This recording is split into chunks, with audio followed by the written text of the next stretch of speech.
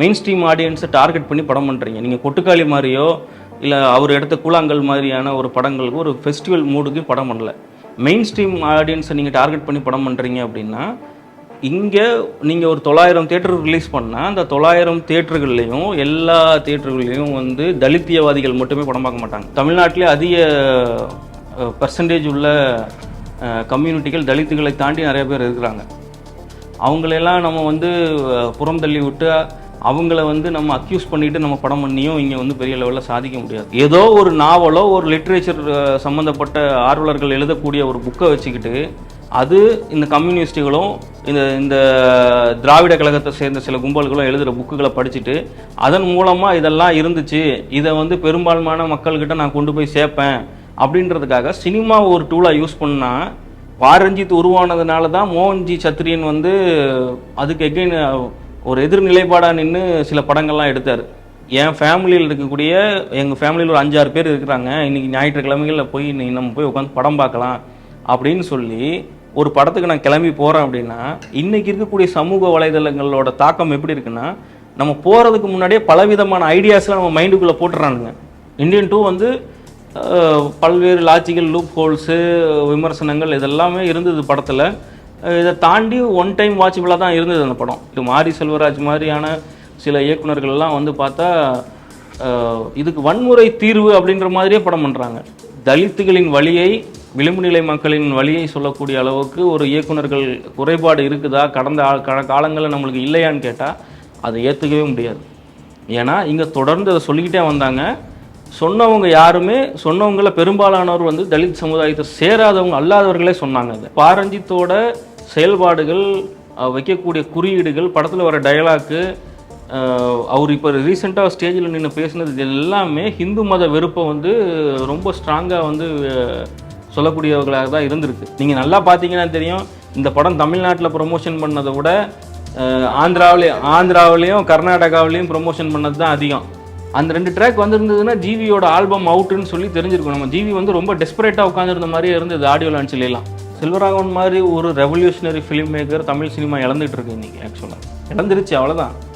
எனக்கு ரொம்ப வருத்தம் என்னென்னா, விக்ரம் எந்த மாதிரியான ஒரு சூழ்நிலையில் அவர் வந்து ரொம்ப கஷ்டப்பட்டு உடலை உருக்கி அந்த மாதிரிலாம் நடிக்கிறதோ அந்த படங்கள்லாம் எதுவுமே ஓட மாட்டேங்குது. ஹாய், ஹலோ எல்லாருக்கும் வணக்கம். நான் கிருஷ்ணா. இன்னைக்கு நம்ம நிகழ்ச்சியில் பார்த்தீங்கன்னா தங்கலான் இந்த படம் வந்து வெளியே இருக்கு. அந்த படத்தை பற்றியும் அந்த படத்துக்கு பின்னாடி இருக்கக்கூடிய அரசியல் பற்றியும் இன்னைக்கு ஒரு கலந்துரையாடல் தான் நம்ம நிகழ்ச்சியில் வந்து பார்க்க போகிறோம். வாங்க பார்க்கலாம். வணக்கம். வணக்கம். தங்கலான் வந்து ரிலீஸ் ஆகி ஒரு கலவையான விமர்சனத்துக்கு உள்ளாயிருக்குன்னு சொல்லலாம். பல பேர் படம் நல்லா இருக்குன்றாங்க, நல்லா இல்லைன்றாங்க. அந்த படத்தில் பார்த்தீங்கன்னா இந்த தாழ்த்தப்பட்ட சமூகத்தினருடைய வழியை வந்து காமிச்சிருந்தாலுமே, அது ஒரு பக்கம் இருந்தாலுமே உண்மைக்கு புறம்பான சில விஷயங்கள் அதில் வந்து காமிக்கப்பட்டிருக்கு அப்படின்னு சொல்லப்பட்டிருக்கு. நிறைய பேருக்கு படம் புரியலன்னுமே சொல்கிறாங்க. ஸோ இதை நம்ம எதை நம்புறது, எதை ஏற்றுக்கிறது? இல்லை, இப்போது ஒரு சினிமான்ற ஒரு மீடியம் வந்து மக்கள் மத்தியில் ஒரு பொழுதுபோக்கு அம்சமாக தான் பல வருடங்களாக பார்க்கப்பட்டு வருது இந்தியன் சினிமாவை பொறுத்த வரைக்கும். அதை வந்து பல்வேறு இயக்குநர்கள் வந்து அதோட பாதையை வந்து வேற ஒரு ரெவல்யூஷனரி சேஞ்சாக எடுத்துகிட்டு போயிருக்காங்க. இது என்ன மாதிரி நிகழ்ந்தது அப்படின்னா, அந்த நம்ம சினிமாவோட டெக்னிக்கல் வேல்யூஸை வந்து அதிகப்படுத்தணும். அதாவது நம்ம உலக சினிமா அளவுக்கு நம்ம சினிமாவோட தரத்தை வந்து நம்ம வந்து டெக்னிக்கலாக இந்த கட்டமைக்கணும் அப்படின்ற மாதிரியான முன்னெடுப்புகளை பல பேர் எடுத்துகிட்டு வந்தாங்க. அதில் நம்ம இந்தியன் சினிமாவில் ரொம்ப பிரதானமாக பார்க்கக்கூடியவர் யாருன்னா சத்யஜித் ரேன்னு சொல்லுவாங்க. அவர் வந்து வெஸ்ட் பெங்காலை சேர்ந்தவர். இந்தியாவிலே முதல் ஆஸ்கார் வாங்கினது அவர் தான். வாழ்நாள் சாதனையாளர் அவார்டு இப்போ மரணப்படுக்கையில் இருந்து அவர் வாங்கினார். இதை எதுக்கு நான் சொல்ல வரேன் அப்படின்னா, ஒரு மாற்று சினிமா அப்படின்னா அந்த படம் வந்து ஒரு குறிப்பிட்ட மக்களோட வழியை சொன்னா தான் அது மாற்று சினிமா. இல்லை ஒரு மெயின் ஸ்ட்ரீம் சினிமாவோட தாண்டி பேரலல் சினிமாவுக்கு ஒரு படம் வந்து வேறு மாதிரியான ஒரு கிளாசிஃபிகேஷனுக்குள்ளே வருது அப்படின்னா அது வந்து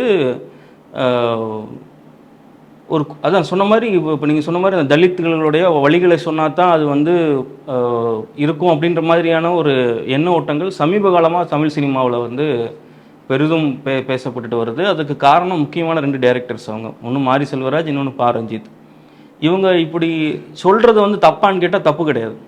ஏன்னா பாரஞ்சித் வந்து ஒரு மேடையில் இப்போ சமீபமாக அந்த படத்தோட ஆடியோ லான்ச்சில் கூட சொல்லியிருந்தார், ஒரு மெயின் ஸ்ட்ரீம் சினிமா தான் நான் வந்து என்னோடய வாழ்க்கையில் வந்து பெரிய இதுதான் சினிமா அப்படின்னு நினச்சிட்டு இருந்தப்போ உலக சினிமாக்களோட பார்வைகள் என் மேலே வந்து நான் எனக்கு மேலே பட்டப்போ நான் வந்து அது அணுகுன விதம் அதை பார்த்து சொல்லப்போனால் ஈரானியன் ஃபிலிம் மேக்கர் மஜித் மஜிதியோட படங்களை வந்து அவர் எடுத்துக்காட்டாக சொல்லி சில விஷயங்கள்லாம் சொல்லியிருந்தார். இந்த மஜித் மஜிதி பார்த்து இவங்க இன்ஸ்பயர் ஆகி இந்த படம் பண்ணியிருக்காங்களா அப்படின்னு கேட்டால் இன்ஸ்பிரேஷனுக்கும் இமிட்டேஷனுக்கும் நிறைய டிஃப்ரென்ஸ் இருக்குது. இப்போ இன்ஸ்பயர் ஆகி படம் பண்ணுறதுனால தப்பு கிடையாது. இவங்க என்ன பண்ணிட்டாங்க அப்படின்னா மஜித் மஜிதியோட படங்கள் சில்ட்ரன் ஆஃப் ஹெவன், அப்புறம் வந்து பேரடைஸ்னு ஒரு படம் இருக்குது. இந்த படங்கள்லாம் நான் பார்த்து டைட் சரியாக எனக்கு ஞாபகம் இல்லை. இந்த படங்கள் எல்லாம் பார்த்தா அங்கே இருக்கக்கூடிய மக்கள், அதாவது ஏழை மக்கள், விளிம்பு நிலை மக்கள் வந்து அவங்களோட லைஃப் ஸ்டைல் எப்படி இருக்குது அப்படின்னு சொல்லி படம் பார்க்க. அதுவும் மஜித்ன்ற டைரக்டர் வந்து பார்த்தீங்கன்னா இங்கே இருக்க மாதிரி இவங்களுக்கு சொஃபஸ்டிகேட்டடான ஒரு ஃபிலிம் குரூவோ இல்லை இவ்வளோ பெரிய ஸ்டார் கேஸ்ட் அதாவது இந்தியாவோட டாப் ஆக்டரான ரஜினியே வந்து வச்சு டைரக்ட் பண்ணுற அளவுக்கு அவர் அவ்வளோ ஒரு ஃபெமிலியரான டைரக்டர் வந்து அவங்க நாட்டில் கிடையாது. அவர் வந்து ஒரு டெம்போ ட்ராவலர் இருக்கும், அதில் ஒரு 4 ஆர்டிஸ்ட்டை ஏற்றிக்குவார், கேமரா டீம் எல்லாம் மொத்தமாக சேர்ந்து ஒரு டெம்போ ட்ராவலர்லேயே போய் படம் பண்ணுவாங்க. அப்படிலாம் பண்ணி அவர் உலக லெவலில் பேசப்பட்டார். இது நான் எதுக்கு சொல்ல வரேன்னா, இப்போ நீங்கள் கேட்ட கேள்வி வந்து அதாவது ஒரு சைடு வந்து அவங்க இந்த விளிம்பு நிலை மக்களோட வழிகளை சொல்லியிருக்கிறாங்க, இன்னொரு தரப்பில் வந்து உண்மைக்கு புறம்பான விஷயங்களையும் சொல்லியிருக்கிறாங்கன்னு பல்வேறு கலவையான விமர்சனங்கள் வருதுன்னு சொல்கிறீங்க. இந்த பர்டிகுலர் பாயிண்ட்டை நம்ம எப்படி பார்க்கணும் அப்படின்னா, சினிமான்றது என்டர்டைன்மெண்ட் மீடியம் தான் இன்றைக்கி வரைக்கும். நீங்கள் மெயின் ஸ்ட்ரீம் ஆடியன்ஸ் வச்சு மெயின் ஸ்ட்ரீம் ஆடியன்ஸை டார்கெட் பண்ணி படம் பண்ணுறீங்க. நீங்கள் கொட்டுக்காளி மாதிரியோ இல்லை அவர் எடுத்த கூழாங்கல் மாதிரியான ஒரு படங்களுக்கு ஒரு ஃபெஸ்டிவல் மூடுக்கு படம் பண்ணல. மெயின் ஸ்ட்ரீம் ஆடியன்ஸை நீங்கள் டார்கெட் பண்ணி படம் பண்ணுறீங்க அப்படின்னா, இங்கே நீங்கள் ஒரு 900 தியேட்டர் ரிலீஸ் பண்ணால் அந்த 900 தியேட்டர்கள்லையும் எல்லா தியேட்டர்கள்லையும் வந்து தலித்தியவாதிகள் மட்டுமே படம் பார்க்க மாட்டாங்க. சில பேருக்கு தன் ஜாதி மேலே பற்றுள்ளவங்களும் இருப்பாங்க, சில பேர் ஜாதி பெருமை பேசக்கூடியவங்களும் இருப்பாங்க. அவங்களுக்கு பொழுதுபோக்கு மீடியமாக ஒரு தியேட்டர் இருக்கும். ஒரு ஞாயிற்றுக்கிழமைகளில் அவங்க தியேட்டரில் போய் படம் பார்க்கணும் அப்படின்னா பலதரப்பட்ட மக்களும் முகம் சுளிக்காத அளவுக்கு படம் பண்ணணும். அதுதான் ஒரு ஃபிலிம் மேக்கரோட ஒரு நோக்கமாக இருக்கணும்.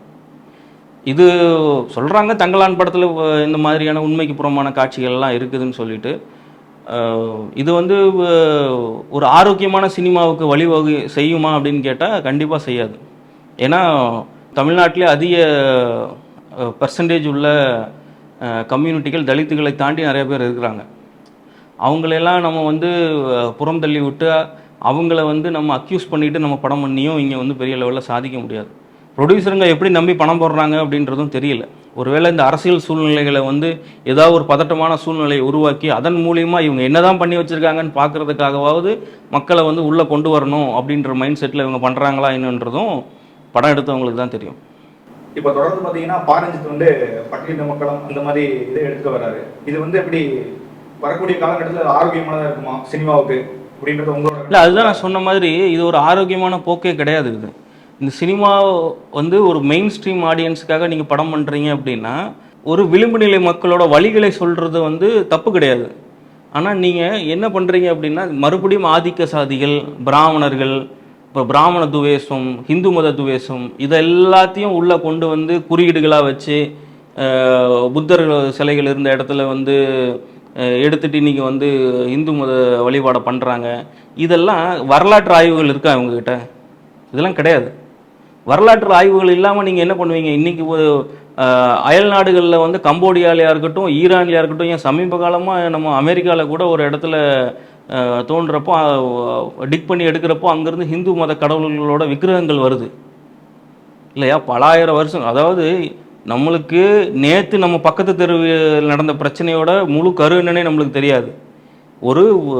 ஏதோ ஒரு நாவலோ ஒரு லிட்ரேச்சர் சம்மந்தப்பட்ட ஆர்வலர்கள் எழுதக்கூடிய ஒரு புக்கை வச்சுக்கிட்டு அது இந்த கம்யூனிஸ்டுகளும் இந்த திராவிட கழகத்தை சேர்ந்த சில கும்பல்களும் எழுதுகிற புக்குகளை படிச்சுட்டு அதன் மூலமாக இதெல்லாம் இருந்துச்சு, இதை வந்து பெரும்பான்மையான மக்கள்கிட்ட நான் கொண்டு போய் சேர்ப்பேன் அப்படின்றதுக்காக சினிமாவை ஒரு டூலாக யூஸ் பண்ணால், சினிமா வந்து ரொம்ப சென்சிட்டிவான ஒரு மீடியம்.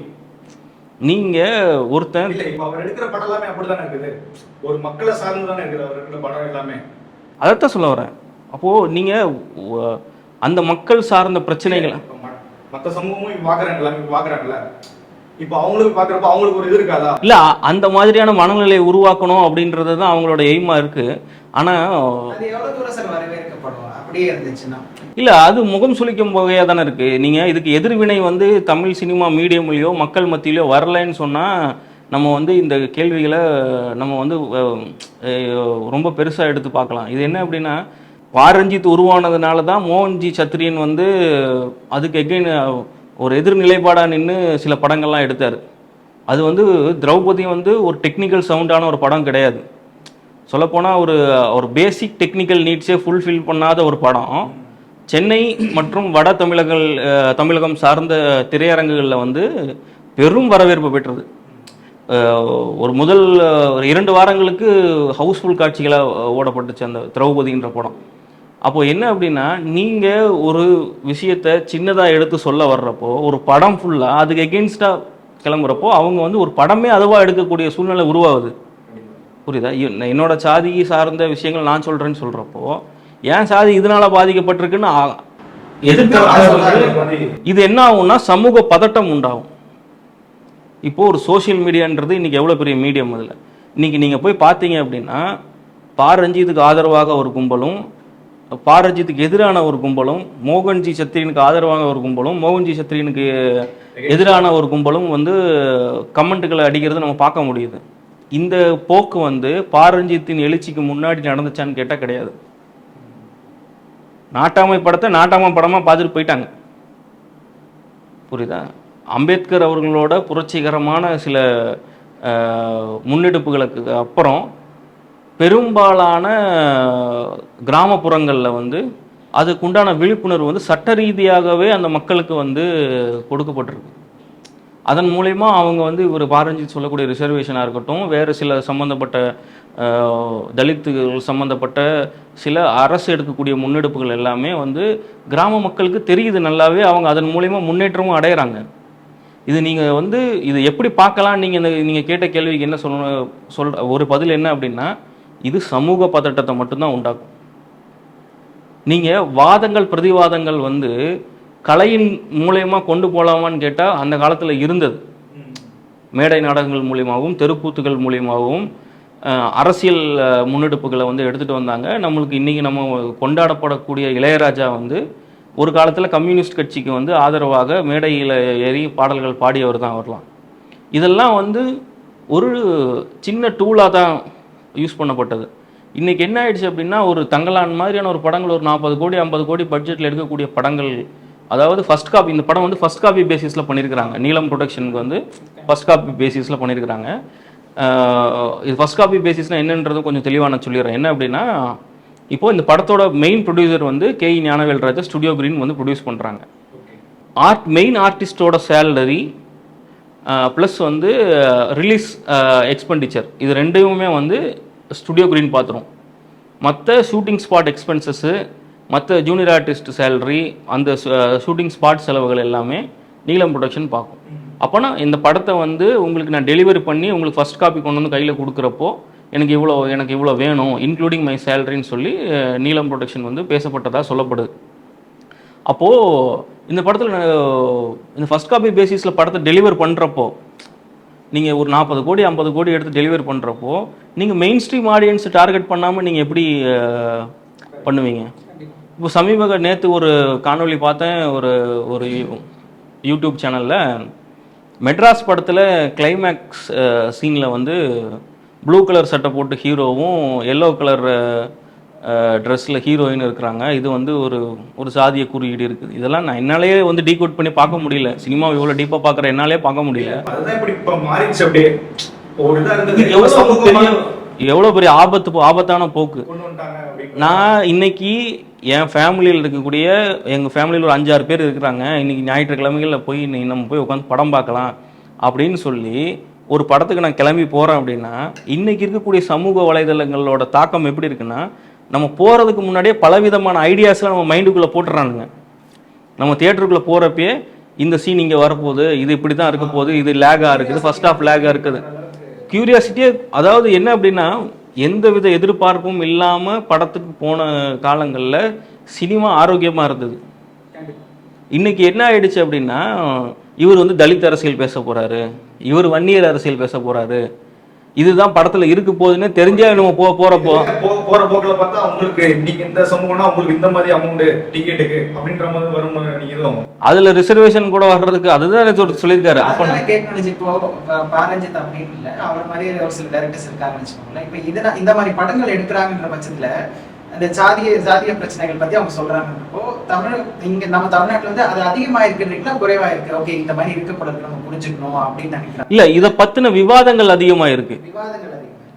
அதாவது இன்னைக்குமே வந்து இந்த மாரி செல்வராஜ், பா ரஞ்சித், அப்புறம் அந்த கவுண்டம்பாளையம் எடுத்த ரஞ்சித், அப்புறம் வந்து மோகன்ஜி சத்ரியனை தாண்டி யாருமே பெரிய லெவல்ல சின்ன பட்ஜெட் படங்கள் எடுக்கக்கூடியவங்கலாம் நிறைய பேர் அந்த இதெல்லாம் எடுத்து பண்றாங்க. இது வந்து மக்கள் மத்தியில் ஒரு இப்போ நீங்கள் இந்த இவங்களோட தாக்கம் என்ன ஆயிடுச்சு, இவங்களோட எழுச்சியின் தாக்கம் என்ன ஆயிடுச்சு அப்படின்னா, நார்மலாக ஒரு கமர்ஷியல் படம் எடுத்தால் கூட அந்த ப்ரொடியூசர் வந்து நீங்கள் தான் இந்த மாதிரி கான்ட்ரவர்சியலான மேட்டரை உள்ள தள்ளுங்க, அதன் மூலமாக நம்ம வியாபாரம் பண்ண முடியும் நம்மளால, அந்த மாதிரியான ஐடியாஸ்குள்ளே அவங்க போகிறதுக்கு இதெல்லாம் வழிவகை செய்யப்படுதுன்னு நான் நினைக்கிறேன். இன்றைக்கி நம்ம ரீசெண்டாக நம்ம பார்த்த ஒரு மெயின் ஸ்ட்ரீம் சினிமான்னு பார்த்தா இந்தியன் 2 நம்ம பார்த்தோம். இந்தியன் 2 வந்து பல்வேறு லாஜிக்கல் லூப் ஹோல்ஸு, விமர்சனங்கள் இதெல்லாமே இருந்தது படத்தில். இதை தாண்டி ஒன் டைம் வாட்சபிளாக தான் இருந்தது அந்த படம். இதில் இவங்க இந்த சோஷியல் மீடியாவில் பண்ண சில கூத்துக்கள் எல்லாமே வந்து நம்ம வாட்ச் பண்ணிட்டு தான் இருக்கோம். எல்லாமே அது ஒரு நெகட்டிவ் கேம்பெயினை வந்து பில்டப் பண்ணி எடுத்துகிட்டு வந்தாங்க.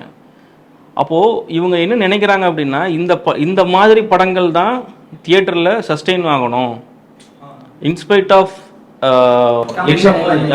என்ன மாதிரி இருந்தா கூட நீ இந்த மாதிரி அரசியல் பேசு படத்துல அப்படின்ற ஒரு சூழ்நிலைக்கு வந்து ஃபிலிம் மேக்கர்ஸ் தள்ளப்படுறதா நான் பார்க்குறேன். ஆமா, எதுக்கு சினிமாவில் போய் அரசியல் பேசணும்? சினிமாவுக்கும் அரசியலுக்கும் ரொம்ப பெரிய டிஃப்ரென்ஸ் இருக்கு. இவன் தோ Tamil Nadu 2 chief minister 3 chief minister நம்ம சினிமா இண்டஸ்ட்ரியிலேருந்து வந்தால் கூட அது அவங்க சினிமாவில் பேசின அரசியல் வந்து ஒரு பெரிய தாக்கத்தை வந்து பொலிட்டிக்கல் கிரவுண்டில் உருவாக்குச்சா அப்படின்னு கேட்டால் ஒரு சின்ன அவங்களோட மைலேஜ் ஒரு சின்ன லெவலில் தான் இருந்தது. அது அவங்க சமூகம் சார்ந்த பிரச்சனைகளை வந்து பெரிய லெவலில் அவங்க பேசலை. சமூக நீதி அப்படி இப்படின்னு பேசினா கூட இரு சமூகங்களுக்கு மத்தியில் இருக்கக்கூடிய அந்த பதட்டங்களை உண்டாக்கக்கூடிய சூழ்நிலைகளெல்லாம், அதுவும் வன்முறையை வந்து கையில் எடுத்து வச்சுக்கிட்டு மாரி செல்வராஜ் மாதிரியான சில இயக்குநர்கள்லாம் வந்து பார்த்தா இதுக்கு வன்முறை தீர்வு அப்படின்ற மாதிரியே படம் பண்ணுறாங்க. இது எந்த இடத்துல போய் முடிய போகுதுன்னு, இது கண்டிப்பாக ஒரு ஆரோக்கியமான ஒரு போக்கே கிடையாது. இன்னொரு விஷயம் என்னன்னா, இப்போ தமிழ்நாட்டில் வந்துட்டு 1850 அந்த காலகட்டத்தில் இருக்கக்கூடிய அந்த விஷயங்கள்லாம், அந்த தாழ்த்தப்பட்டவங்களை எவ்வளோ வழிகளை வந்து உணர்ந்தாங்க, என்னென்ன கொடுமைகள் நடந்துச்சு காமிக்கும்போது சினிமா ஆரம்பிச்சு இவ்வளோ வருடங்கள் ஆயிடுச்சு. இப்போ இந்த மாதிரி படங்கள் வந்து ஆரம்ப காலகட்டத்தில் நம்ம மற்ற மொழிகளை விட்டுருக்க ரீஜனல் ஃபிலிம்ஸ், தமிழ் ஃபிலிம்ஸ்ல வந்து இந்த மாதிரி படங்கள் வந்து ஒரு 80s 70s அந்த மாதிரி வந்தது இல்லை. வேற டேரக்டர்ஸ் யாரும் எக்ஸ்பெரிமெண்ட் பண்ணலையா? ஒரு மாரி செல்வராஜ் மாதிரி, ஒரு ரஞ்சித் மாதிரி இல்லை பண்ணியிருக்கிறாங்க. இல்லை நம்ம வந்து நம்ம பாரதி ராஜா, பாலச்சந்தர் இவங்கள மாதிரியான இயக்குநர்கள் எல்லாமே வந்து விளிம்பு நிலை மக்களின் வழிகளை வந்து பெரிய லெவலில் வந்து எக்ஸ்ப்ளோர் பண்ணியிருக்கிறாங்க.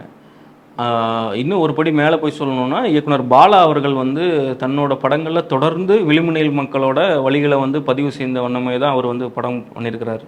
இப்போ நீங்கள் வந்து பிதாமகன் எடுத்துக்கிட்டால் கூட அதில் வந்து சுடுகாட்டில் வாழக்கூடிய ஒரு வெட்டியானுக்கு கீழே வெட்டியான் தொழில் செய்யக்கூடிய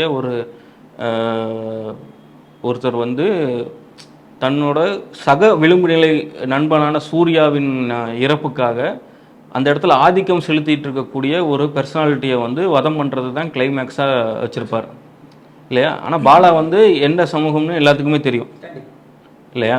அவர் வந்து விளிம்பு நிலை மக்களோட வழிகளை சொல்லணும்னு என்ன அவசியம் இருக்குது?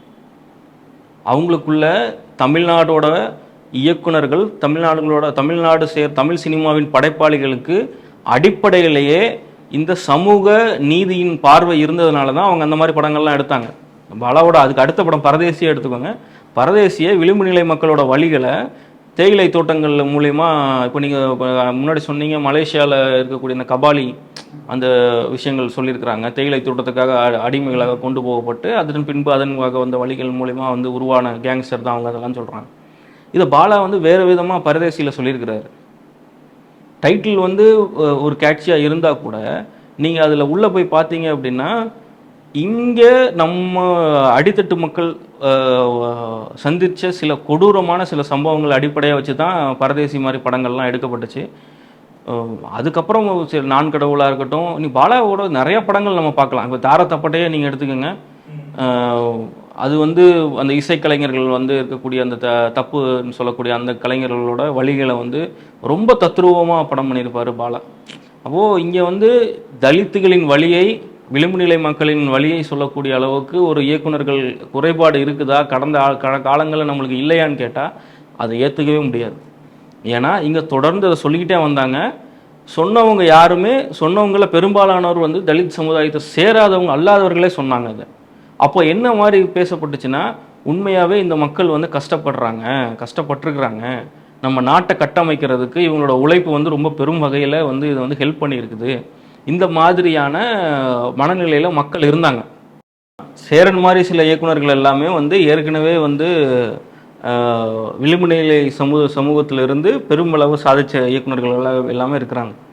இதை நீங்கள் என்ன மாதிரியாக நீங்கள் கொண்டு போய் போர்ட்ரேட் பண்ணுறீங்க, நீங்கள் சமூகத்தில் இது என்ன மாற்றத்தை விரும்புறதுக்காக இவங்கெல்லாம் வந்து உள்ளே இறக்கி விடப்பட்டாங்கன்றதை பற்றி யோசிக்கணும். நம்ம என்ன அப்படின்னா, இந்த வன்முறைன்ற டூலை எடுத்து நம்ம சினிமாவில் வந்து இதை பெரிய லெவலில் போர்ட்ரேட் பண்ணுறப்ப என்ன ஆகும் அப்படின்னா, சமூகத்தில் பதட்டம் உண்டாகணும் அப்படின்ற அவங்களோட நோக்கம் நிறைவேறணும்னு நினைக்கிறாங்களா என்னன்றது தெரியல.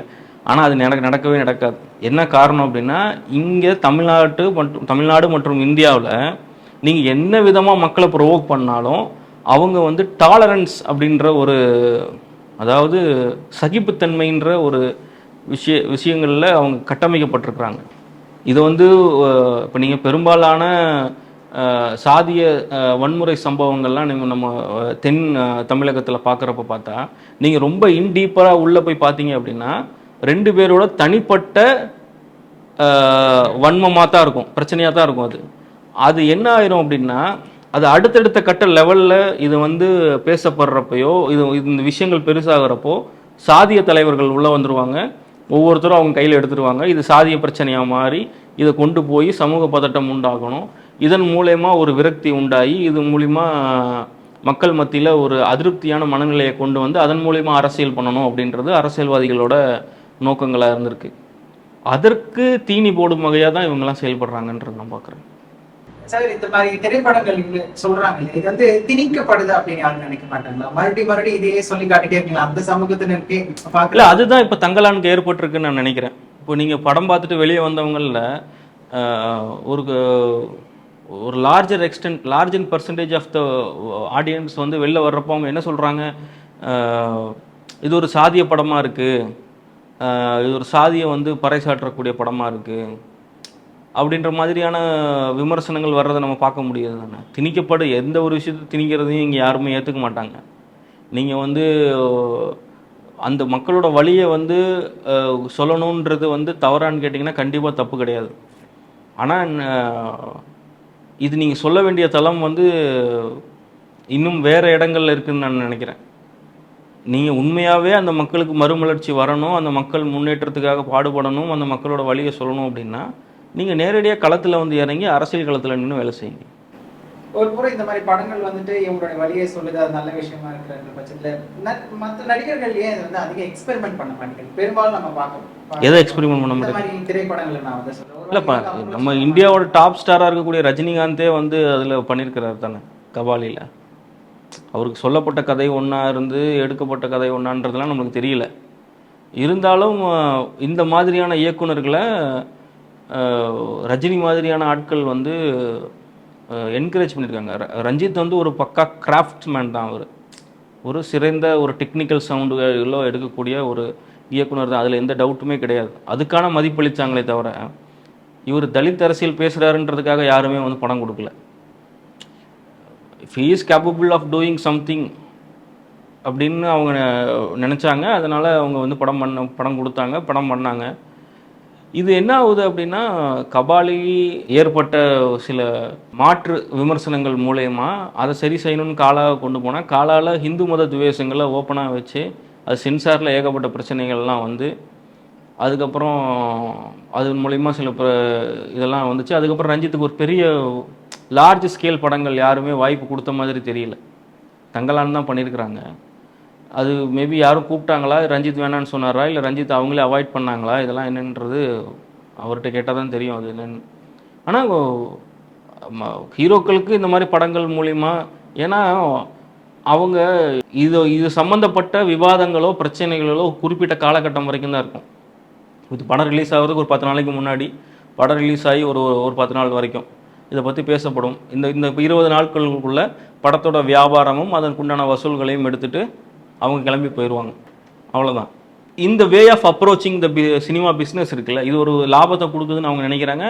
அதற்கு ஹீரோஸும் வந்து ஒத்துழைச்சு தான் போகிறாங்க, அது இல்லைன்னு சொல்ல முடியாது. இல்லைன்னா போய் தனுஷ் போய் கர்ணன் நடிக்க மாட்டாப்புல, உதயநிதி போய் மாமன்னன் நடிக்க மாட்டாப்புல, புரியுதா? அவங்கள மாதிரி டேரக்டர்ஸ் எல்லாமே எதுக்கு அப்படின்னா அவங்ககிட்ட ஒரு டெக்னிக்கல் வேல்யூ இருக்குது, ப்ளஸ் அதை தாண்டி படம் பிஸ்னஸும் வந்து ஒரு பரபரப்பான சூழ்நிலை மத்தியில் வரும் அப்படின்றதுக்காக அவங்களும் பண்ணுறாங்க, அது இல்லைன்னுலாம் சொல்ல முடியாது. இப்போ அதே மாதிரி பார்த்தீங்கன்னா இந்த கங்கனான் படத்தில் பிராமணர்கள் தான் பறையர்களை காட்டி கொடுத்தாங்க அப்படின்ற மாதிரி சோசியல் மீடியாவில் நம்ம தொடர்ந்து பார்த்துட்டு வரோம். அந்த மாதிரியான புனைவுகள் இருக்குங்க, இந்த மாதிரி தான் வந்துட்டு இருக்குது. இப்போ இதை பற்றி அந்த காலத்தில் பிராமணர்கள் அப்போ இப்படி தான் இருந்தாங்களா அப்படின்ற ஒரு கொஸ்டின் வருது நமக்கு.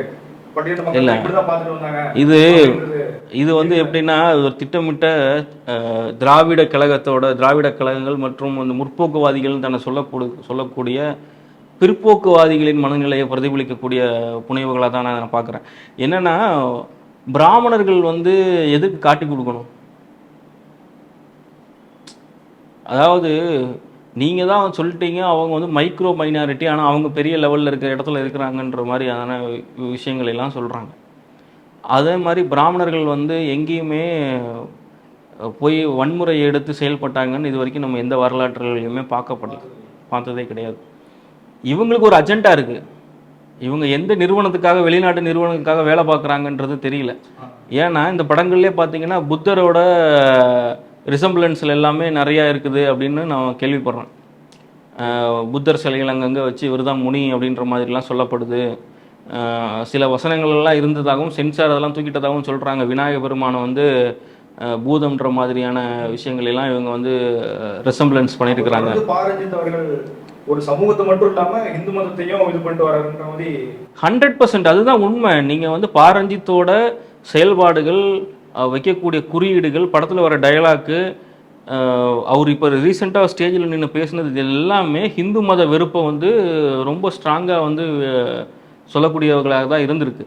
அதுக்கு அவர் சொல்கிறதுக்கு அவர் எங்கன்னா அவர் சார்ந்த சமூகத்துக்கு பின்னாடி நின்று அதை வந்து சொன்னால் இதுக்கு நம்மளை யாரும் முன்னாடி அதை வந்து முன்னாடி ஒரு கேடயமாக வச்சுட்டு அவர் அதை பண்ணுறாரு. அதை அப்படி சொல்ல முடியாதுல்ல சார். இன்னொரு அவங்களுக்கு ஒரு நம்பிக்கை இருக்கும் இல்லையா? ஸோ அதை வந்து நம்ம இதுக்காக நம்ம முன்னாடியே கேட்டு இந்த மாதிரி பண்ணும்போது அது திணிக்கப்படும் போது கண்டிப்பாக அதுக்கு ஒரு அவங்களுக்கு அகேன்ஸ்டாக வரதுக்கு வாய்ப்புகள் இருக்குது. இல்லை அது வந்து சொல்கிறேன்ல, இது இந்த அளவுக்கு பகுத்தாய்ந்து இப்படியாப்பட்ட படங்களை வந்து நம்ம அவாய்ட் பண்ணணும், இப்படியாப்பட்ட படங்களை பார்க்குறத வந்து நம்ம வந்து தவிர்க்கணுன்ற மாதிரியான சூழ்நிலைகளை பற்றி யோசிக்கிறதுக்கு இன்றைக்கி நம்ம மக்களுக்கு டைம் கிடையாது. சினிமான்றது ஒரு வாழ்க்கையில் ஒரு என்டர்டைன்மெண்ட் ஃபேக்டர், அவ்வளோதான். ஆமாம், ஆனால் அவங்க அப்படி பார்க்கறது இல்லைல்ல, மக்கள் அப்படி பார்க்குறாங்க. அது ஒரு பட்சத்தில் இருந்தாலும் இப்போ டைரக்டர் அவங்க அப்படி பார்க்கறது இல்லை, தன்னுடைய இதுக்காக தான் அவங்க கொண்டு பண்ணுறாங்க. அதை இல்லை அதுதான் சொல்கிறேன்ல, இவங்களுக்கு பின்னாடி இருந்து ஏதோ ஒரு நிறுவனங்கள் வந்து இவங்களை இயக்குது. அவங்க சொல்லக்கூடிய டாஸ்க்குகளை வந்து இவங்க செஞ்சு முடிக்கணும் அப்படின்றதுக்காக இந்த வேலைகளை கண்டினியூஸாக செஞ்சுட்டு வர்றாங்க. அப்போது வந்து இது மக்கள் மத்தியில் தாக்கத்தை உண்டாக்கியிருக்கா, அது மூலிமா இன்றைக்கி சமூகத்தில் மாற்றம் அடைஞ்சிருக்கான்னு கேட்டால், இது 2000-3000 வருஷமாக இந்த மாதிரி பல படையெடுப்புகள், பல நிறுவனங்கள் வந்து இங்கே வந்து நம்ம பாரத திருநாட்டில் பல்வேறு விதமான படையெடுப்புகள் மூலயமா என்னென்னமோ சதித்திட்டங்கள் தீட்டியும் அதெல்லாம் எதுவுமே இந்த பாரத மகா சமுத்திரத்தில் எதுவுமே நிலை பெறாமல் போயிருக்கு. அதாவது இத்தனை வருடங்களாக இவங்களோட சதி செயல்களும் சில சூழ்ச்சிகளுக்கும் இந்த பாரத திருநாடு மாட்டினதே கிடையாது. சுதந்திரத்துக்கு முன்னாடி 40 கோடி மக்கள் இருந்தாங்க, இன்னைக்கு 140 கோடி மக்கள் இருக்கிறாங்க. கிட்டத்தட்ட 60 கோடி பேர் ஹிந்துக்களோட பாப்புலேஷன் அதிகமாயிருக்கு. இங்கே அடிப்படையிலேயே இங்கே இருக்கக்கூடிய சம்பிரதாயங்களும் வழிபாடுகளும் இயற்கையை ஒன்றிணைத்து செல்லக்கூடியதாக இருக்கக்கூடிய ஹிந்து மதத்தில் இவங்க சொல்லக்கூடிய எந்த ஃபேக்டருமே மக்கள் வந்து இந்த காதில் வாங்கி அந்த காதில் விட்டு போயிடுவாங்க, லெஃப்ட் ஹேண்டை டீல் பண்ணிட்டு போயிடுவாங்க. இவனுக்கு வேறு வேலை இல்லை அப்படின்ற மாதிரிலாம் இப்போ போயிடுவாங்க. இப்போ அப்படி இருக்குன்னு வச்சுக்கோங்க. இப்போ இந்த பௌத்தம் அந்த மாதிரி கான்செப்ட் வரப்போ இவங்களுக்கு ஒரு எதிர்ப்பு இருக்கும்ல. இப்போ அந்த ரிலீஜியன்ஸ் வச்சு இப்போ இப்போ இவங்க வேற ரிலீஜியன்ஸ், அவங்க வேற ரிலீஜியன்ஸ், அப்போ உங்களுக்கு எதிர்ப்பு இருக்கும்ல. ஓ இவங்க இப்படிதான் இருப்பாங்க போல அப்படின்ற ஒரு சாயம் இருக்கும்ல. அந்த மாதிரி அது பெரிய லெவலில் ஒர்க் அவுட் ஆகாதுன்ற நான் சொல்ல வரேன். நீங்கள் என்ன வேணால் இவங்க வந்து இந்த பாரஞ்சித் மாதிரி, மாரி செல்வராஜ் மாதிரி ஒரு 2000 இயக்குனர்கள் இல்லை அரசியல்வாதிகளே இப்படி வரட்டுமே, நீங்கள் மக்கள் வந்து அதெல்லாம் யோசித்து தன் வாழ்வியல் முறையை மாற்றிக்க மாட்டாங்க. புரியுதா? இங்கே வந்து எல்லாமே இயற்கையோட ஒன்றிணைந்து செல்லக்கூடியதாக இருக்குது. இயற்கையை அடிப்படையாக வச்சு வந்த வழிபாடு தான் ஹிந்து மத வழிபாடு. இங்கே வந்து ஆறுகளும் கடவுள், மனிதர்களும் கடவுள், மிருகங்களும் கடவுள், பறவைகளும் கடவுள், எல்லாமே கடவுள்களாக பார்க்கப்பட்ட ஒரு மதத்தில் நீங்கள் வந்து திடீர்னு வந்து இதெல்லாம் இந்த மாதிரியான ஒரு அஜெண்டா ட்ரிவன்டு ப்ராபகண்டாவை வந்து மக்கள் வந்து எடுத்துக்குவாங்களா அப்படின்னு கேட்டிங்கன்னா, யார் ஒரு பர்டிகுலர் பர்சன்டேஜ் இதில் பாதிக்கப்பட வாய்ப்புகள் இருக்குது. என்ன அப்படின்னா, பொழுதுபோக்குக்காக சோஷியல் மீடியாவை பார்க்குறவன் ஒரு 2 நிமிஷம் அதை பார்த்துட்டு ஓஹோ இருக்குமோ அப்படின்னு பார்த்துட்டு அதுக்கு அடுத்த ரீலில் வேற ஏதோ அவனுக்கு இன்ட்ரெஸ்டிங்கான ரீல் வந்ததுன்னா அதை பார்த்துட்டு அவன் போயிட்டே இருப்பான். இவ்வளோதான் அதோட இம்பேக்ட். புரியுதா? அதனால் இது ஒரு பெரிய லெவலில் வந்து இதெல்லாம் வந்து மக்களோட வாழ்வியல் முறையை மாற்றும். இதே பட்டியலின சமுதாயத்தை சேர்ந்த மக்களோட வாழ்வியல் முறையை மாற்றுமான்னு கேட்டால் இவங்கனாலெல்லாம் அதெல்லாம், அதாவது அவங்களுக்கு அடிப்படையில் இருக்கக்கூடிய அந்த ஹிந்து மத அறநெறிகளை மாற்றுமான்னு கேட்டால் மாற்ற முடியாது. இன்றைக்கும் நீங்கள் போய் பட்டியலின மக்கள் வாழக்கூடிய ஏரியாக்கள் இடங்களில் போய் பார்த்தீங்கன்னா அதிகம் ஹிந்து மதத்தை ஃபாலோ பண்ணக்கூடியவர்கள், ஹிந்து மத கடவுள்களை வந்து போற்றி புகழக்கூடியவர்கள் தான் அதிகமாக இருக்கிறாங்க. ஆமாம், பார்வதி பரமேஸ்வரக பரசிவாய சித்தியர்த்தம்னு மந்திரமே இருக்கு நம்மளதுல. புரியுதா? பரமேஸ்வரன் பறையர்களை பறைசாற்றக்கூடிய ஒரு கடவுள்களாக தான் நம்ம வந்து சிவபெருமானை வணங்கிக்கிட்டு இருக்கோம் இல்லையா? அதனால பறை அப்படின்ற வார்த்தையே வந்து நீங்கள் பார்த்தீங்கன்னா நம்ம ஹிந்து மதத்தில் அடிப்படையிலேயே வந்து அது வந்து பரமேஸ்வரனை குறிக்கக்கூடியதாக இருக்குது. இவங்க என்ன வேணால் வந்து இந்த அந்நிய சக்திகள் மூலிமா இவங்க என்ன பண்ணாலும் இதோட அடிப்படையை வந்து யாருனாலையும் மாற்றவே முடியாது. சார், இன்னொன்று என்னன்னா, இப்போ இந்த படத்தில் பார்த்துக்கிட்டிங்கன்னா அது ஒரிஜினல் விஷயம், அந்த உண்மையான சம்பவத்தை தழுவி படம் எடுத்துருக்காங்கன்றப்போ அதில் வந்துட்டு இதை பார்க்குறவங்க சில இந்த விஷயங்கள் அதாவது ஃபேண்டசி மாதிரி இருக்குது. அதாவது அவங்க ஆரத்தின்னு ஒரு கேரக்டர் வருவாங்க, அவங்க வந்து அவங்க வயிற்று கிழிச்சா ரத்தம் வரும், அது ரத்தம் வந்து தங்கமாக மாறிடும். ஸோ ஒரு உண்மையான சம்பவத்தை தழுவி அவர் எடுக்கும் போது ஏன் இது தேவையில்லாத இந்த ஃபேண்டசி எல்லாம் அவர் கொண்டு வரணும்? இது அதை எப்படி அந்த நான் உங்களுக்கு ஒன்று சொன்னேன்ல, அதாவது அனைத்து தரப்பு மக்களும் உள்ளே வந்து படத்தை பார்க்கக்கூடிய வகையில் இருந்தால் மட்டும்தான் அந்த படம் பார்க்க முடியும். இவங்க வந்து படத்தில் ஒரு குறிப்பிட்ட பர்சன்டேஜ் வந்து இவரோட சொந்த அரசியல் கருத்துக்களும் இவருக்கு வந்து கொடுக்கப்பட்ட அஜெண்டாவை வந்து படத்துக்குள்ளே கொண்டு வரணுன்றதுக்காக இவர் வேலை செஞ்சுருக்கார். மீதி உள்ள சதவீதத்தில் வந்து மக்கள் ஆடியன்ஸை வந்து கியூரியாசிட்டி கிரியேட் பண்ணி உள்ளே உட்கார வைக்கணும் அப்படின்ற ஒரு அஜெண்டாவில் ஒர்க் பண்ணியிருக்கிறார். அதுக்காக இதை வந்து செஞ்சுருக்கிறாரு. இது பெரிய லெவலில் ஒர்க் அவுட் ஆகலை அப்படின்றது தான்.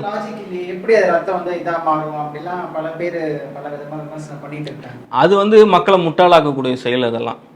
அதாவது நீங்கள் ஒரு காஞ்சனா மாதிரியோ இல்லை வந்து வேறு ஏதோ ஒரு மாதிரியான படங்களையோ நீங்கள் வந்து அந்த மாதிரி காட்டினீங்க அப்படின்னா நீங்கள் வந்து நான் வந்து ஒரு பேரல் சினிமா பண்ணுறேன், ஒரு ஆர்டிஸ்டிக் வேல்யூவோடு சேர்ந்து ஒரு படம் பண்ணுறேன் அப்படின்லாம் நீங்கள் சொல்லிவிட்டு இந்த மாதிரியான புனைவுகளை கொண்டு போய் வச்சுட்டீங்கன்னா ஆர்டிஸ்டிக்ன்றது க்ளோசஸ்ட் டு த ரியாலிட்டி தான். நீங்கள் ஒரு இன்றைக்கி ஆர்டிஸ்டிக் படம் அப்படின்னா ஒரு எக்ஸாம்பிளுக்கு ஒரு சீன் சொல்கிறேன். ஒரு மெயின் ஸ்ட்ரீம் சினிமாவில் ஒரு தெருவில் இருந்து ஒரு ஹீரோ ஓடியாந்து பக்கத்து தெருவில் இருக்கக்கூடிய ஒரு வீட்டுக்குள்ளே போய் நுழைஞ்சு அங்கே இருக்கிறவங்க ஃபைட் பண்ணுறாங்க அப்படின்னா இதோட ரியல் டைம் அந்த சீக்வன்ஸோட டியூரேஷன் என்னவா இருக்குமோ அந்த டியூரேஷன் வந்து மெயின் ஸ்ட்ரீம் சினிமாவில் இருக்காது. அங்கேருந்து ஒரு கட்டு ஜம்ப் பண்ணால் இந்த வீட்டுக்குள்ளே நுழைவாப்பில் உள்ளே போனால் கை கூட இன்டர்கட்டில் உள்ளே வரும், அடிப்பாங்க போவாங்க, இந்த மாதிரி தான் சீன்ஸ் எடுத்திருப்பாங்க. ஆனால் நீங்கள் ஆர்டிஸ்டிக் வேல்யூ உள்ள படமாக இருந்தது அப்படின்னா அந்த ஹீரோ எங்கே கிளம்புனாரோ அவர் நடந்து வந்து வீட்டுக்குள்ளே போகக்கூடிய மொத்த டியூரேஷனையும் அவங்க காட்டுவாங்க. புரியுதா? அப்போ அந்த அளவுக்கு ரியாலிட்டி க்ளோசஸ்ட் டு த ரியாலிட்டியாக இருக்கக்கூடிய ஒரு ஃபிலிம் மேக்கிங்னு சொல்லிட்டு நீங்கள் வந்து பூதம் காக்குது தங்கத்தை இதெல்லாம் வந்து அப்போ நீங்கள் என்ன முற்போக்குவாதி, நீங்கள் என்ன முற்போக்கு பேசுனீங்க, இதெல்லாம் இருக்குல்ல. இதெல்லாம் வந்து அதான் படம் வந்து பல பல விதமான சூழ்நிலையில் தடுமாறி இருக்கிறாருன்றது மட்டும் நம்மளுக்கு தெரியுது. அது அது எப்படி கொண்டு போகிறது, என்ன பண்ணுறது, நம்ம இதை எடுத்துட்டோமே, இதில் வந்து அந்த மக்களோட வழியை சொல்லணும்னு சொல்லி இறங்கிட்டோமே, ஆனால் நம்ம ட்ராக் வேறு ஏதோ ட்ராக்கில் போயிடுச்சு, இதை எப்படி சமாளிக்கிறது, இதெல்லாம் அதெல்லாம் எங்கேயோ வண்டியை கொண்டு போய் பார்க் பண்ணிவிட்டு படம் ஃபுல்லாக ப்ரொமோஷனில் இறங்கிட்டாங்க. நீங்கள் நல்லா பார்த்தீங்கன்னா தெரியும், இந்த படம் தமிழ்நாட்டில் ப்ரொமோஷன் பண்ணதை விட ஆந்திராவிலையும் கர்நாடகாவிலையும் ப்ரொமோஷன் பண்ணது தான் அதிகம். ஏன்னா ஒரு சின்ன ஒரு க்யூரியாசிட்டியை வச்சுட்டு விக்ரம்ன்ற ஒரு மோடை வச்சு அவரோட பர்சனாலிட்டி அவரோட இமேஜை வச்சு நம்ம இந்த படத்தை பிஸ்னஸ் பண்ணணும் அப்படின்றதுக்காக அவங்க இறங்கிட்டாங்க. படத்தோட ரிசல்ட் அவங்களுக்கு முன்னாடி தெரிஞ்சு போச்சு. ஏன்னா ஜிவிலாம் முன்னாடி பேசினப்பயே நம்ம அதை நோட் பண்ணோம். ஒரு இன்டர்வியூலே சொல்கிறாரு, ஜிவி கிட்ட போய் ஒரு ஃப்ளூட் யூஸ் பண்ணக்கூடாதுன்னு சொன்னாராம். ஏன்னா அது எங்கள் வாத்தியம் கிடையாது அப்படின்னாராம். ஆமாம், ஃப்ளூட்டெல்லாம் யூஸ் பண்ணாமல் வெறும் அந்த சவுண்ட்ஸ் மட்டுமே வச்சு இப்போ ஒரு மியூசிக் டைரக்டர் என்ன தான் பண்ணுவான்? அதாவது ஒரு ஒரு கலைஞனுக்கு அவனுக்கு உண்டான சுதந்திரமும் ஸ்பேஸும் இதெல்லாம் கண்டிப்பாக இருக்கணும். இருந்தால் தான் அவங்க தன்னை எக்ஸ்ப்ளோர் பண்ணிக்க முடியும். இதே ஜிவி பிரகாஷ் வந்து 1001 என்ன மாதிரியான ஒரு பெரிய அவுட்புட்டை எடுத்துகிட்டு வந்தாப்புல. நீங்கள் இந்த படம் ரிலீஸ் ஆகிறதுக்கு முன்னாடி இதில் நல்லா நீங்கள் நோட் பண்ணிங்கன்னா தெரியும், படம் ரிலீஸ் ஆன அன்னைக்கு சாயங்காலம் 2 ட்ராக் பாட்டை விட்றாங்க, வெளியே விட்றாங்க. அதுக்கு முன்னாடி வரைக்கும் அந்த 2 ட்ராக் வரல. அந்த 2 ட்ராக் வந்துருந்ததுன்னா ஜிவியோட ஆல்பம் அவுட்டுன்னு சொல்லி தெரிஞ்சிருக்கும். நம்ம ஜிவி வந்து ரொம்ப டெஸ்பரேட்டாக உட்காந்துருந்த மாதிரியே இருந்தது ஆடியோ லான்ச்லாம். என்ன அப்படின்னா, இவருக்கு விருப்பப்பட்ட ஒரு ஸ்பேஸை வந்து ரஞ்சித் உருவாக்கி கொடுக்கல அப்படின்ற மாதிரி தான் தெரியுது. அந்த இன்டர்வியூலே அவங்க சிரிச்சுக்கிட்டு சொல்கிறாங்க, ஆனால் அதுக்கு பின்னாடி இருக்கிறத நீங்கள் நல்லா நோட் பண்ணி பார்த்தீங்கன்னா புரியும். அப்போ இவர் செய்யக்கூடிய செயல் எல்லாமே தன்னை சார்ந்து தான் இருக்கணும் அப்படின்ற மாதிரி அவர் பண்ணிட்டு இருக்காரு. ஆமாம், அவர் சமூகம் சார்ந்த ஆட்கள் தான் அவங்க டெக்னீஷியனாகவும் வச்சுப்பார் அவர். அதே மாதிரி தான் மாமிசமும் அந்த செட்ல எல்லாம் அதெல்லாம் அவங்க உரிமைன்னு வைங்க, அதெல்லாம் அவங்க அவர் தன்னை ஒரு தான் இருக்கக்கூடிய ஒரு கேரக்டர் அவர் சொல்றாரு. அதிலே முரண் இருக்கே சொல்றாரு. எப்படி லைக் அவர் வந்து என்னன்னா இந்த மாதிரி பீப்புளோட வழிகளை எடுத்து சொல்றாரு, இப்போ இந்த மாதிரி இருக்கு அப்படின்னு சொல்லி தான் படங்கள் மூலியமா சொல்லும் பொழுது இவர் வந்துட்டு எப்படி சொல்லி இவர் வந்து அந்த மாதிரி ஒரு டாமினேட்டிங்கா இருக்கக்கூடாது இல்லை, தன்னுடைய சார்ந்தவங்க மட்டும்தான் இல்லை. நம்ம விசாரிச்ச வரைக்கும் இவர் வந்து கருத்தியல் ரீதியாக தான் அவர் ரொம்ப டாமினேஷன் பண்ணுறாப்புல. மக்கள் கூட மற்ற சக டெக்னீஷியன் கூட பழகிறப்பையோ இல்லை பேசி பழகிறப்பையோ அவங்களோட இன்ட்ராக்ட் பண்ணுறப்பையோ அந்த மாதிரியான ஒரு ஆள் இல்லை அப்படின்ற மாதிரி தான் நான் கேள்விப்படுறேன். அது வந்து நீங்கள் ரிசல்ட் எப்படி வருதுன்றது தானே ரொம்ப முக்கியம். இதே 1001 படத்தில் செல்வராகவன் மாதிரி ஒரு revolutionary film maker Tamil cinema இழந்துட்டு இருக்கு இன்றைக்கி. ஆக்சுவலாக இழந்துருச்சு, அவ்வளோதான்.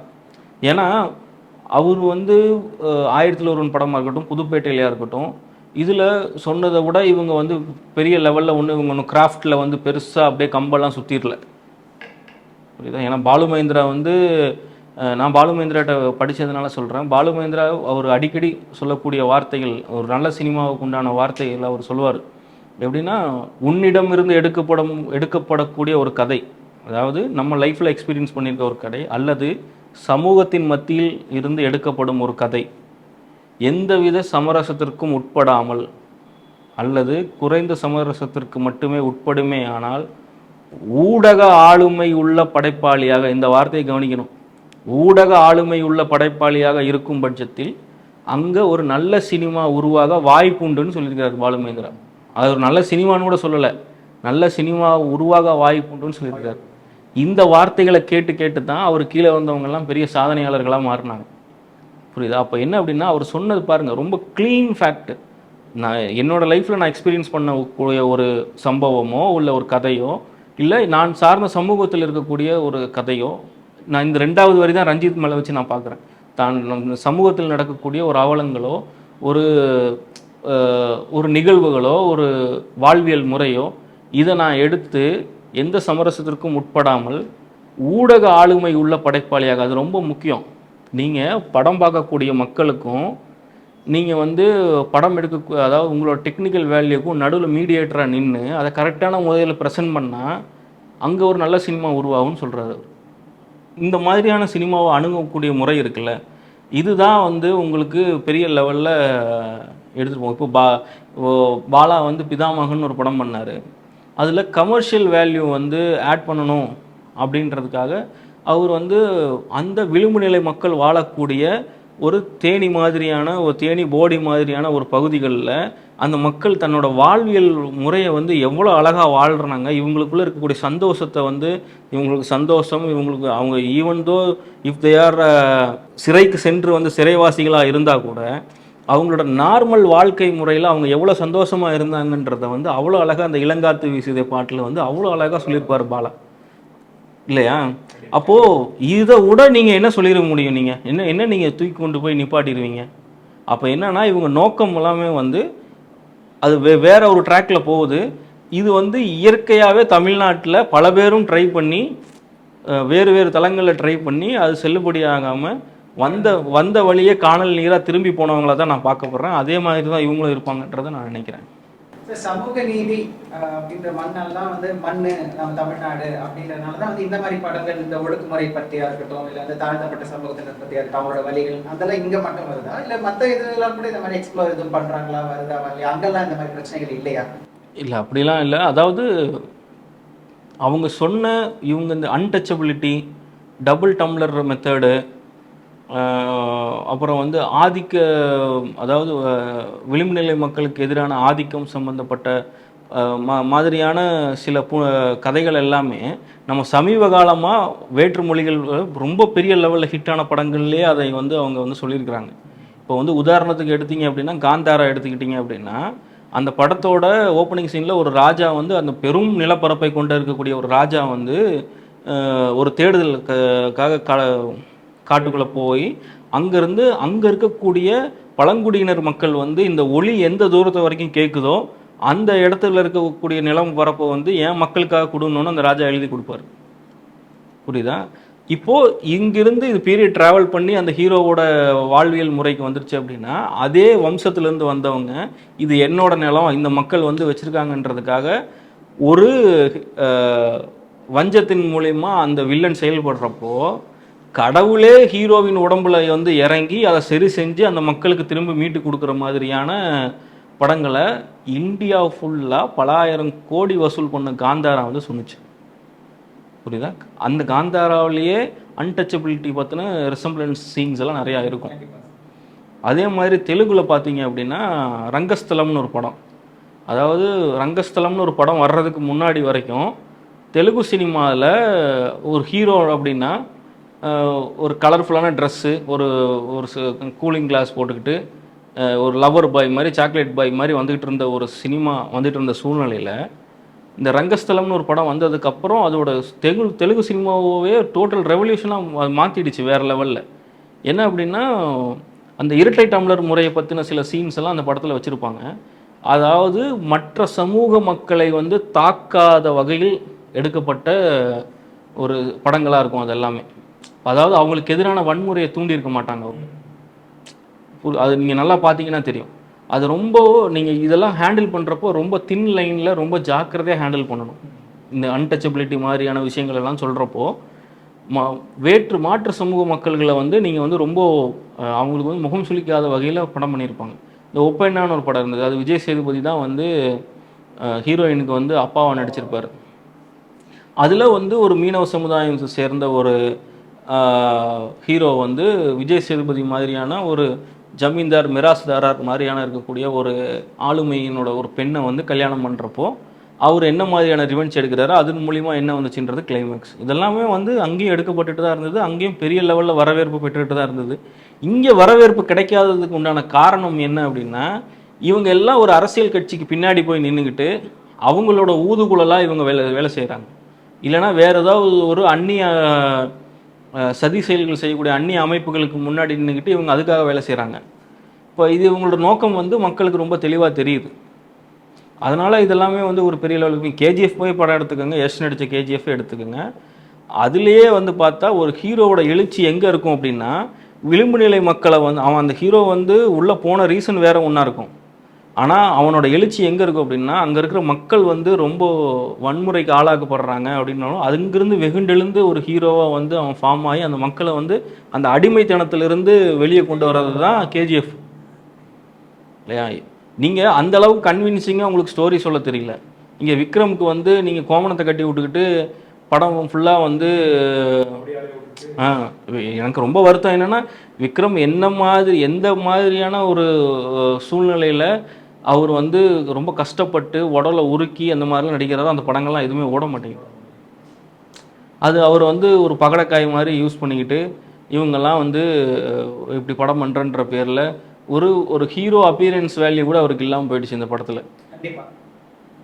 இது என்னத்தன்னு நீங்கள் இது வந்து ஒரு உலக சினிமா ஒரு ஃபெஸ்டிவல் மூடில் இந்த படம் கொண்டு போக முடியுமான்னு கேட்டாலும் கொண்டு போக முடியாது. இதை நீங்கள் வந்து ஒரு அன்ரியலிஸ்டிக் மூடில் ஒரு படத்தை எடுத்துகிட்டு இது நீங்கள் போய் எனக்கு வந்து அவார்டு கொடுன்னு போய் நீங்கள் எல்லாம் போய் நின்னீங்க அப்படின்னா அதெல்லாம் வந்து அதெல்லாம் யாருமே வந்து என்கரேஜ் பண்ண மாட்டாங்க.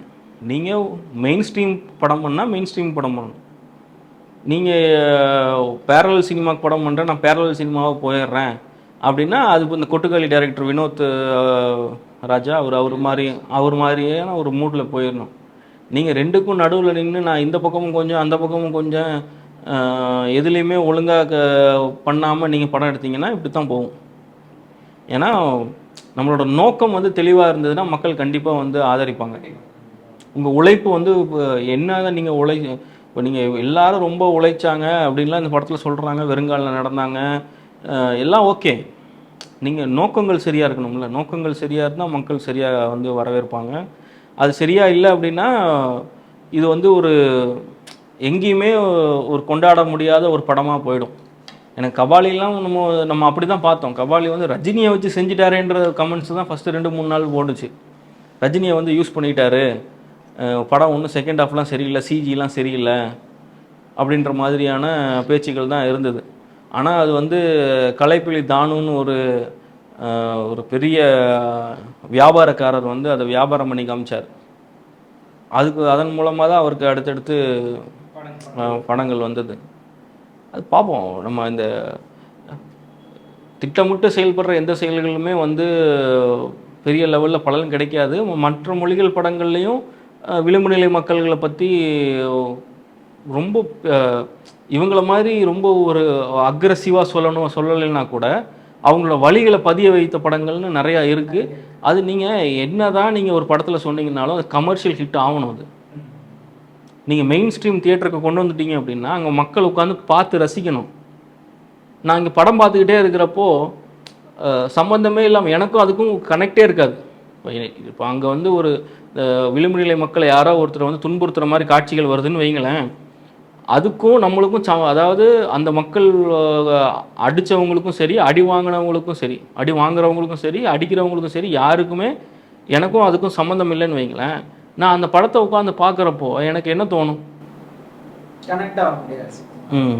இது என்னடா இது என்னத்துக்குடா போய் சரி இது ஃபஸ்ட்டு டைம் பார்க்குறப்போ இந்த மக்கள் இவ்வளோலாம் கஷ்டப்பட்டுருக்காங்க, இது இவங்களோட வரலாறு வந்து ரொம்ப என்ன சொல்கிறது, இந்த மாதிரிலாம் இருக்குது அப்படின்ற ஒரு எக்ஸைட்மெண்ட் ஃபஸ்ட் டைம் வரும். செகண்ட் டைம் பார்க்குறப்போ திரும்ப சொன்னாங்க, எதுக்கு திரும்ப சொல்கிறாங்கன்னு 3ஆவது வாட்டி வெறுப்பு தான் வரும். அதுதான் சார் கேட்க வந்து இப்போ இதே மாதிரி தொடர்ச்சியாக இந்த மாதிரி படங்கள் வந்துகிட்டே இருக்கு. இப்போ பாரஞ்சித் மாதிரி சில எடுத்துகிட்டு வந்தாங்கன்னா அதோடைய வருங்காலம் எப்படி இருக்கும்? அது தொடர்ந்து கொண்டாடப்பட்டுகிட்டே இருக்குமா இல்லை ஸ்டாப் ஆகிடுமா? இல்லை, இப்பயே ஒன்றும் பெருசாக மக்களால் கொண்டாடப்படலையே. அப்போ நீங்கள் வந்து யாரும் கொண்டாடப்படலன்னு சொல்கிறீங்க நீங்கள்? ஆமாம், யாரும் கொண்டாடப்படலையே. வெறும் அரசியல் விமர்சகர்களும் சினிமா விமர்சனம் பண்ணுறவங்க மட்டும்தான் அதை கொண்டாடுறாங்க. இது இவங்களோட இந்த பதட்டமான சூழ்நிலையை உண்டாக்கி அதன் மூலயமா காசு சம்பாதிக்கக்கூடிய ஒரு சூழ்நிலையை உருவாக்குறதுனால தான் இவங்களுக்கு வந்து அடுத்த படம்க்கான வாய்ப்புகள் கிடைக்குது. இது எத்தனை நாள் ஒர்க் அவுட் ஆகும்னு நினைக்கிறீங்க? அது இதை வந்து இப்போயே வந்து ஒன்றும் பெரிய லெவலில் ஒன்றும் இல்லை. இந்த படத்தை கொண்டு போய் விற்கிறதுக்காக இவங்க பட்ட பாடு வந்து அலைஞ்சிக்கிட்டே இருந்தாங்க. எல்லா ஏரியாவுக்கும் போய் எல்லாமே பண்ணிகிட்டு இருந்தாங்க. அது பெரிய லெவலில் வியாபாரம் பண்ணவும் முடியல. இது அவ்வளோதான். அது வந்து மக்கள் வெறுப்பாயிட்டாங்க அப்படின்னா இப்போ நீங்கள் நான் அந்த மாதிரி இப்போ நான் சொல்கிறதுக்கூடிய இந்த கவுண்டம்பாளையம் எடுக்கக்கூடிய அந்த ரஞ்சித் மாதிரி இயக்குநர்களுக்கும் நான் தான் சொல்கிறேன். அவங்களும் இதே மாதிரி மோடில் எல்லாம் படம் பண்ணிட்டு போனாங்க அப்படின்னா அவங்க டெக்னிக்கல் சவுண்டாகவும் அந்த படம் பண்ணல. ஆனால் இவங்க வந்து கண்டினியூஸாக இதே மாதிரி ஒரு 20 படம் எடுத்தாங்க அப்படின்னா கேஜிஎஃப் மாதிரி, காந்தாரா மாதிரி, பாகுபலி மாதிரி, RRR மாதிரியான மாற்று மொழி மஞ்சுமல் பாய்ஸ் மாதிரியான மாற்று மொழி படங்கள் இருக்குல்ல, அதுதான் தமிழ்நாட்டில் வந்து ஓடும். இங்கே தமிழ்நாட்டில் ரஜினி தலைகளாக நின்று டான்ஸ் ஆடினா கூட இவன் யாரும் பார்க்க மாட்டாங்க. அந்த மாதிரி சூழ்நிலைக்கு தான் தமிழ் சினிமா போகும். இப்போ அடுத்து ரஜினி கூட ஒரு ஒரு கான்ட்ரவர்ஷியலான டைரக்டர் கூட தான் படம் பண்ணிகிட்டு இருக்காரு. நீங்கள் சொல்கிறீங்களா ஹீரோக்கள் எல்லாமே இதுக்கு வந்து ஒத்துழைப்பு கொடுக்குறாங்களான்னு சொல்லிட்டு, ஜெய்பீம் மாதிரியான ஒரு படத்தில் ரொம்ப ஓப்பனாக வந்து ஒரு காலண்டரில் வந்து கான்ட்ரவர்சி கிரியேட் பண்ண ஒரு டைரக்டர் தான் அந்த ஜெய்பீமோட டைரக்டர். அடுத்தப்பட ரஜினி கொடுக்குறாரு. உங்களுக்கு புரியுதா எது இங்கே வந்து காசு ஆக்கப்படுதுன்னு புரியுதா? அப்போது அங்கே இருக்கக்கூடிய ப்ரொடக்ஷன் வேல்யூ, அதை வச்சு சில விளம்பரங்கள், அதன் மூலயமா சில சமூக பதட்டங்கள், இதன் மூலமாக வந்து ஒரு வருமானம் வியாபாரம், இதை வந்து குறுகிய லெவலில் எடுத்துகிட்டு வெளியே வரணும் அப்படின்றத நோக்கத்தில் பண்ணுறாங்க. அது தமிழ் மக்கள் வெறுத்துட்டாங்க. ஏன்னா இப்போ ஓடிடியே நீங்கள் யாருமே படம் வாங்கலன்னு கேள்விப்பட்டேன். ஒன்றுமே பெருசாக இல்லை அப்படின்ற மாதிரி சொல்கிறாங்க. இது எதை காட்டுதுன்னா மக்கள் இதெல்லாமே விரும்பலைன்றது தானே காட்டுது. இந்த மாதிரி திரைப்படங்கள் வருதுன்ற பட்சம் சினிமா மூலியமா இந்த மாதிரி திரைப்படங்கள் இந்த மாதிரி விஷயங்கள் வந்து காட்டுறாங்கன்ற பட்சத்தில் சமூகத்தில் ஒரு மாற்றம் வந்து இது ஏற்படுத்துமா?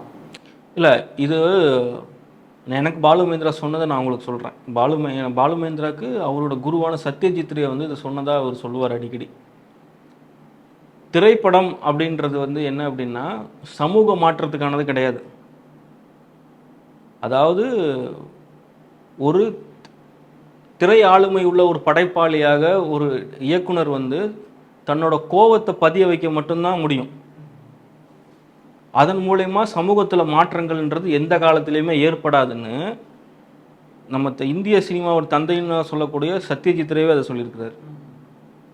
ஏன்னா இது ஒரு கிராஃப்ட் வேல்யூ உள்ள ஒரு பிஸ்னஸ். இது நீங்கள் ஒருத்தரை வந்து ஒரு 2 மணி நேரம் ஒரு 1.5 மணி நேரம் ஒரு 3 மணி நேரம் வந்து ஒரு செட் ஆஃப் ஆடியன்ஸை உள்ளே உட்கார வச்சு அவங்கள வந்து நீங்கள் ஒரு விஷுவல் எக்ஸ்பீரியன்ஸ் பண்ணுறதுக்காக நீங்கள் உள்ளே கூட்டு வந்துட்டு நீ வெளியே போனோன்னு நான் இங்கே என்ன தான் சொல்கிறேனோ இதை தான் நீ ஃபாலோ பண்ணணும்னு சொன்னால் அவன் இப்போ தியேட்டருக்குள்ளேயே அடுத்த வாட்டி வரமாட்டான்.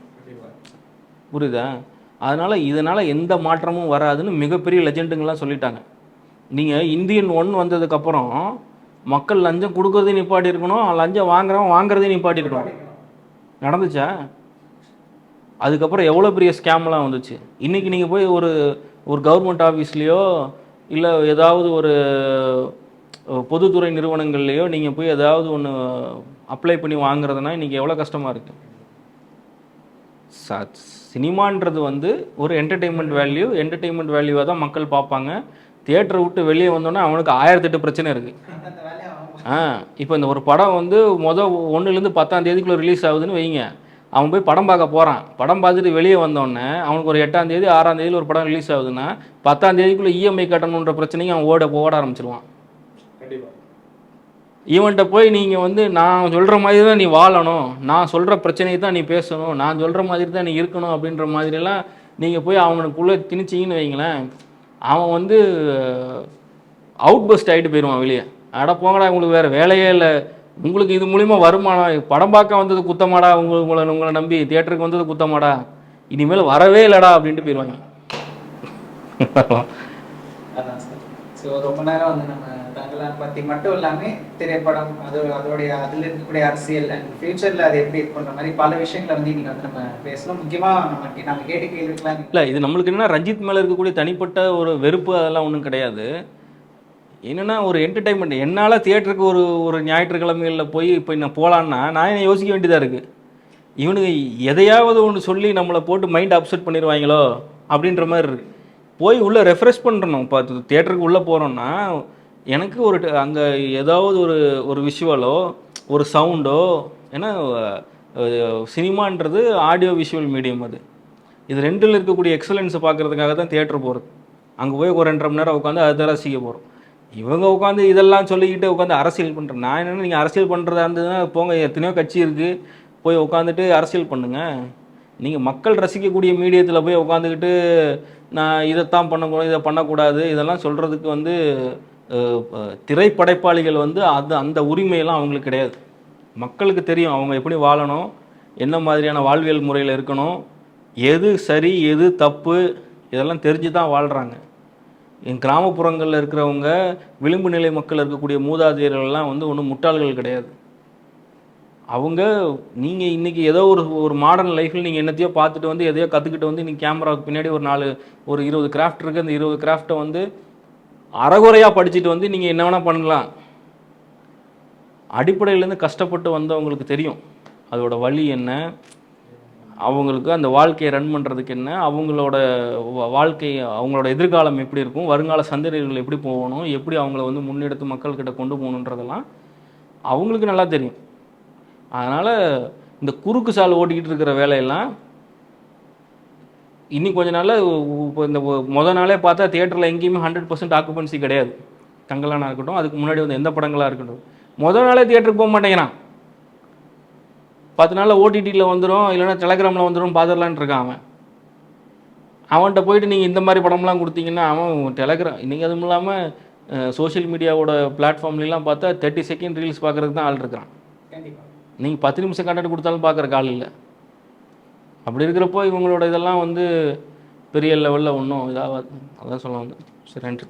India's #1 AI empowered institution, JKKN. Admissions open for engineering, pharmacy, allied health sciences, arts, nursing and dental. JKKN Institution, Kumarapalayam.